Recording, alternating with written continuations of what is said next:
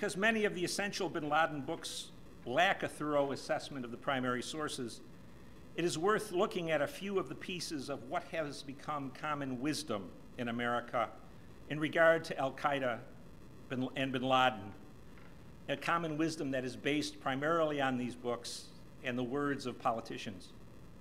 In my own work, I have found that these conclusions often wither to inaccuracy after a comprehensive assessment of primary sources. One of the most common pieces of common wisdom, if you will, is the central importance of radical modern Islamic theorists on the thought of Osama bin Laden. Most often cited is the Egyptian Sayyid Qutb from the 1950s and 60s. This theorist of jihad portrayed jihad as a Hobbesian war of all against all. Qutb is seen in the West as the principal shaper of bin Laden's thought and actions. But in the corpus of bin Laden's work, there is not a single quotation from Qutb, nor does bin Laden ever even mention his name. That bin Laden accepts some of what Qutb said is clear. As long as Qutb does not stray from the Salafist view of the Quran and the Sunnah, the sayings and traditions of the Prophet Muhammad, bin Laden concurs with him. But this is really no more than saying that the Quran and the Sunnah are central to bin Laden and most Muslims. When Qutb diverges from these sources, bin Laden clearly has no use for his recommendations and does not deign to even refer to him.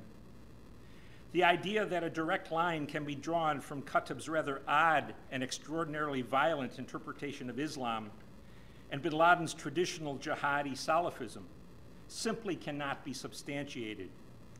By studying and analyzing Qutb and most other 20th century theorists of jihad, we learn much about the radicalizing milieu in which bin Laden's generation was reared, but almost nothing about the mature bin Laden's thought and motivation.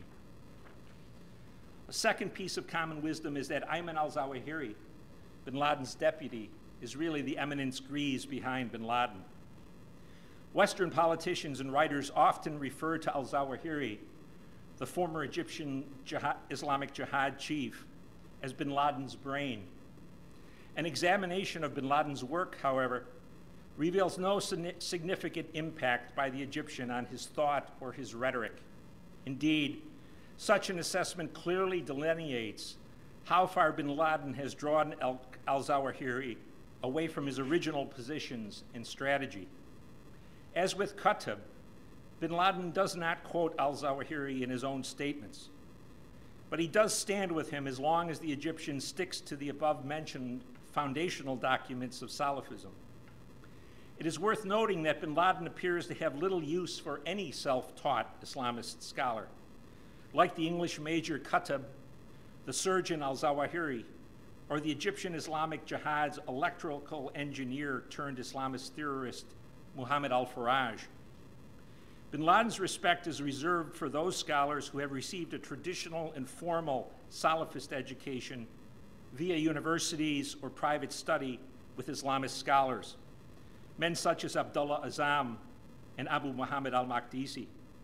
Ironically, bin Laden does not even usually refer to these scholars, even though he respects them. There is really no need to quote them directly. By simply quoting the Quran and the Sunnah, he is in essence quoting those scholars by putting credit where it belongs, in the hands of Allah and the Prophet Muhammad. Something we've heard in recent years, and especially from General Petraeus and his counterterrorism advisor, David Kilcullen, the Australian soldier, is that Al-Qaeda is outside the parameters of the acceptable parameters of Islam, and they are indeed what are called takfiris. In other words, Muslims who take it upon themselves to decide if another Muslim is a good Muslim or not, and if the answer is negative, they are free to kill him and take his property. In a review of bin Laden's work, there's nothing but a thorough and unequivocal denunciation of takfiri doctrine. He repeatedly and effectively attacks those, especially the Saudi regime spokesman, who identify him or other Al-Qaeda figures as takfiris. That said, Bin Laden clearly recognizes and respects the massively negative impact on Al-Qaeda if the Saudis or others succeeded in making the takfiri label stick. Bin Laden and his lieutenants seldom deign to respond to criticism or accusations from Western states or Arab tyrannies.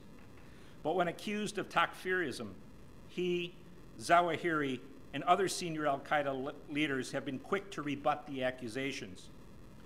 Bin Laden clearly and very accurately foresees oblivion for Al-Qaeda and its allies if the Muslim masses come to believe that they are takfiris.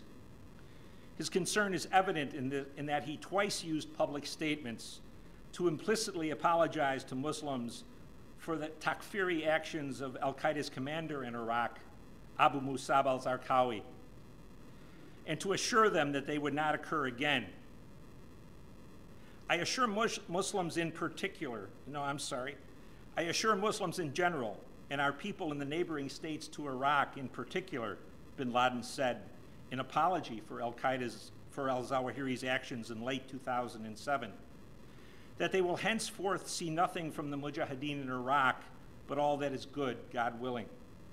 We are your sons. The Muslim victims who fall in operations against the infidel crusaders or their usurper Iraqi agents are not intended targets.